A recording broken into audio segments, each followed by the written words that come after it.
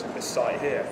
In terms of a little bit of history and background, where we're actually stood at the moment is in what would have been a bike factory. This is the home of Rally Bikes, quite a well-known British cycle manufacturer.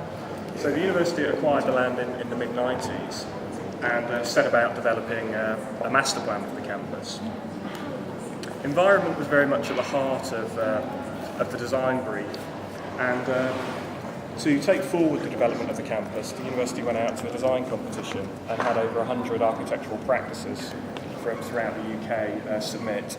The winning practice was Michael Hopkins Partners, and they set about developing what we see today.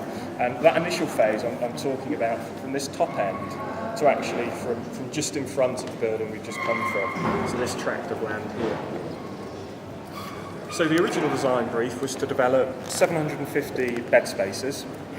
So we've got that today over in 3 halls of residence. We've got 2 undergraduate halls of residence and a postgraduate hall of residence. At the same time, to be able to house 3 academic schools. So we have the computer science school, the business school, which I think was School of Management in those days, and the School of Education. So initially, the idea was to develop a campus for these 3 schools. In terms of the sustainability element, everything you see on site has effectively been created. During the initial build program, we came across a few issues. A lot of contaminated land on site, so that most of that, where it could be, was taken off.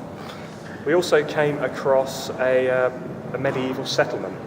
So we actually had to stop development and bring in local archaeologists. Fortunately, it didn't hold up development too much.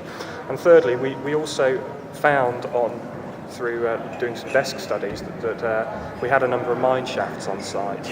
Unfortunately, we never found those, so that they're still here somewhere, but all the buildings are still standing. Good. So contaminated to be brought up? Well, it was brownfield site anyway, because it was former industrial. When I say contaminated, I guess I mean contamination hotspots, so areas with very, very high levels of contaminants that we had to remove off site. You'll notice that there's a lake on campus, and every University of Nottingham campus has a lake. I don't know why, we just do.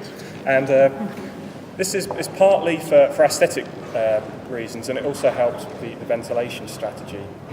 One of the important considerations in developing the campus was that we've got a residential area, very, very close. It's literally the other side of the tree line, and we've got industrial. So it's about getting the balance between the two.